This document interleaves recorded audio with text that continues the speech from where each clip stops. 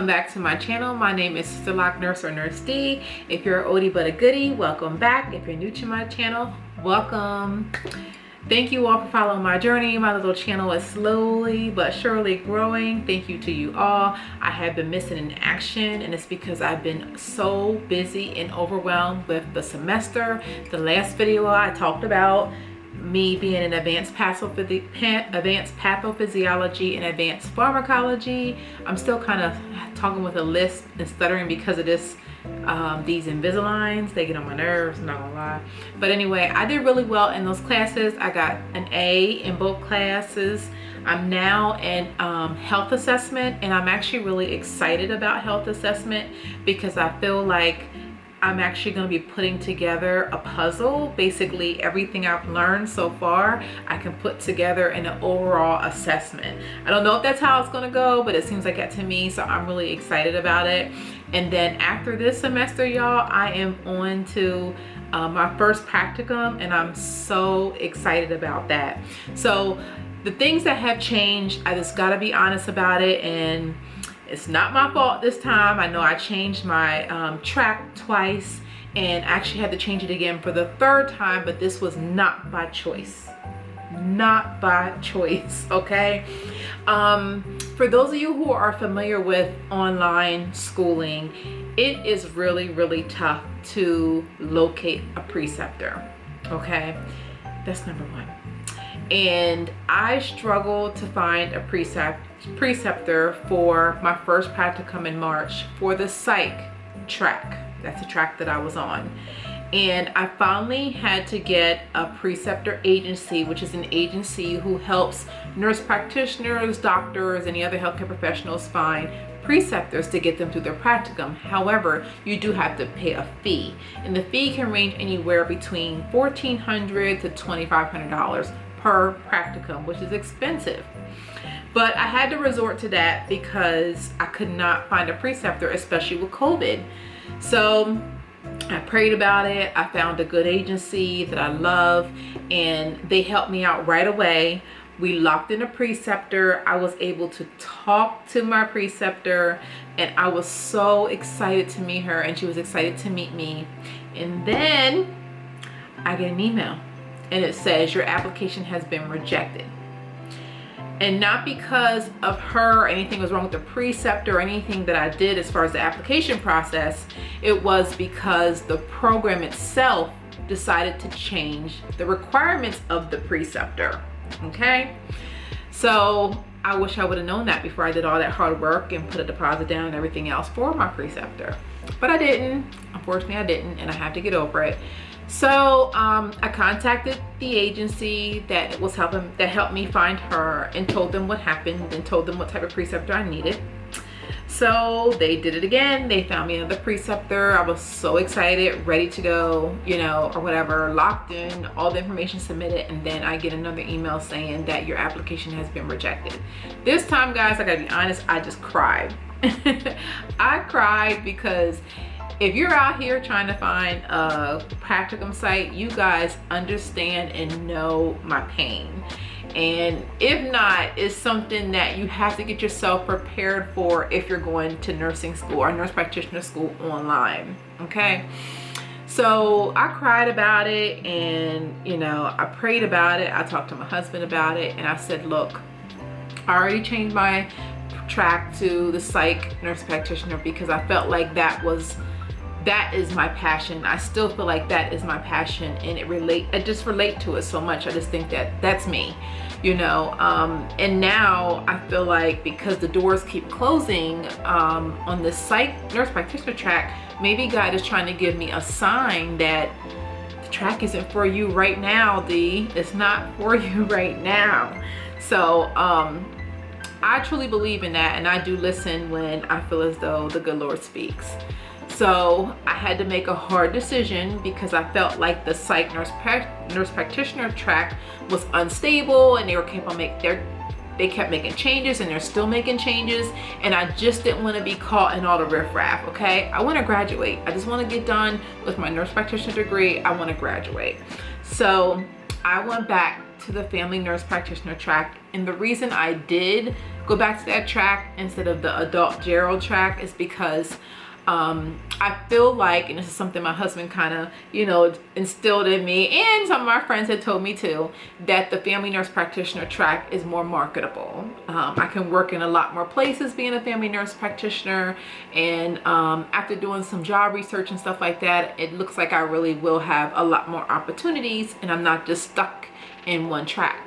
However, when I do graduate, I am going back for my post certification as a psych nurse practitioner, because that is where my passion is. That is where my heart lies. And so I just think that God is saying right now is not the time, honey. You're making changes, you know, make a little switch real quick, and then you could jump back on it when you graduate. So that's a change that's happened to me. It was really depressing at first. I cried a lot for the first couple weeks, but I've gotten pretty adjusted to what I got to do now. And I'm just gonna have faith and just take this walk and do what it is I gotta do to graduate. So yeah, my practicum is Adults Across the Lifespan. That's my first practicum, and like I said, that starts March 1st. The agency has been wonderful again, and they know I switched my track, and they got me a preceptor, a male preceptor. I'm excited to work with him for March 1st, and I heard he was a very good preceptor, so I'm excited to learn from him. So that's what's been going on as far as school. I graduate in February 2022, and I believe that's going to go so quick. This COVID thing is really depressing for a lot of people, for my patients, for my staff, you know, for my team, everything. It just feels like it's depressing, and it's putting a lot on people. So not only have I been dealing with the school, me going to school and things like that, I'm also dealing with COVID at my job, and it has been rough because, you know, I'm the only nurse over 4 assisted living facilities, and so and I do have a backup delegated nurse when I go on vacation and stuff like that, but that's it. But I can't even use my backup nurse because, you know, she's working through COVID as well, you know, so it has been really hard. Thank God I have wonderful managers that I work with that are helping me tremendously so that I can keep tabs on how all the residents are doing and so forth and so forth. So it is really, really hard working through COVID, you know, seeing how the residents handle it, you know, how sick they get, you know, how they have to be kind of quarantined, almost isolated because of this virus. And I work with residents with dementia, so you talking about somebody crying, it hurts me so bad to see a resident with dementia have to be quarantined on this virus because they do not understand, you know. And so we do the best we can to quarantine them, but we can't restrain them. Legally, we cannot restrain them. So it's rough. But I do have to give my big ups to the nurses who work in the hospitals, you know, in big nursing homes that have to wear the PPE for 8, 10, 12-hour shifts. Because I'm telling y'all, with that, my N95, my disposable mask, my shield, my hairnet, my gap, y'all just don't know. I have to step out the building to breathe like every 20 minutes or I'm just gonna pass out. I just cannot be smothered by all that stuff. But you know, you have to wear it. You have to wear it, otherwise you're gonna spread the disease, you know, the virus. You know, you have to keep it all on.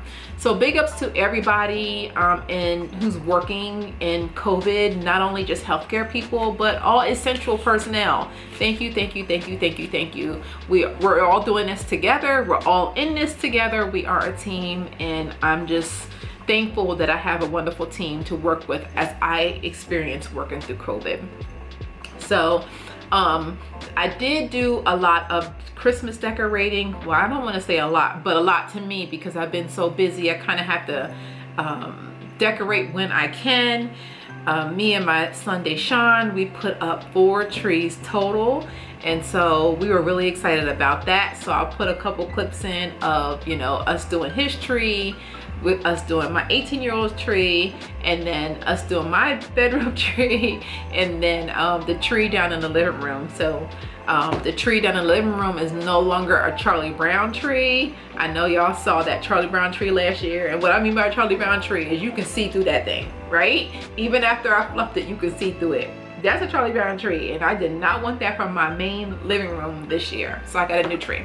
And I bought that tree from Wayfair, and I love it. The lighting is pretty. It came already with pine cones on it. It's beautiful. So I'll show you guys a little glimpse of that too. But yeah, I am going to be working on a few things that I do want to record because I absolutely love YouTube. And one of the things that I recorded before was me working on my vision board. So this vision board is old, it's outdated. Of course, none of this stuff could happen because of COVID. And so I want to work on my 2021 board, you know, and just have faith that this virus is going to resolve and that things are going to get better. But I'm still going to make my vision board because I feel like no matter what we're going through in life, you should always have a vision. You should always have a path. You should always have a goal, you know? And so I'm going to do my vision board, and I'm going to record it and put another video up of that.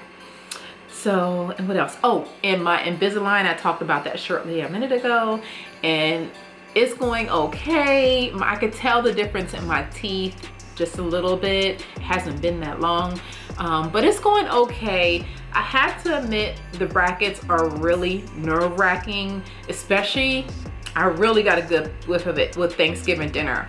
When I was cooking and I wanted to taste everything, it's like I had to keep taking them out, tasting, brushing my teeth. Can you imagine how many times I did that? So at one point for Thanksgiving, I cheated. I hope my dentist doesn't see this, but I cheated. And I took these bad boys off and I left them out for at least 4 hours. I had to. I wanted to enjoy tasting my food, and I wanted to enjoy eating my food and not worry about these things. So I'm ready for this Invisalign journey to be over. They do work. So I'm not saying anything negative about them not working. It's just a matter if you got patience. And I'm finding, I thought I had patience. I don't have patience. So, but anyway, if you guys have any questions or comments, please leave them down below. Thank you for following my little journey. My little channel is growing and I'm so excited. I can't wait to record more because I love YouTube. Thank you, thank you, thank you, thank you, thank you, y'all, for following me. Please like, comment, and subscribe, and I will talk to you guys later. Peace.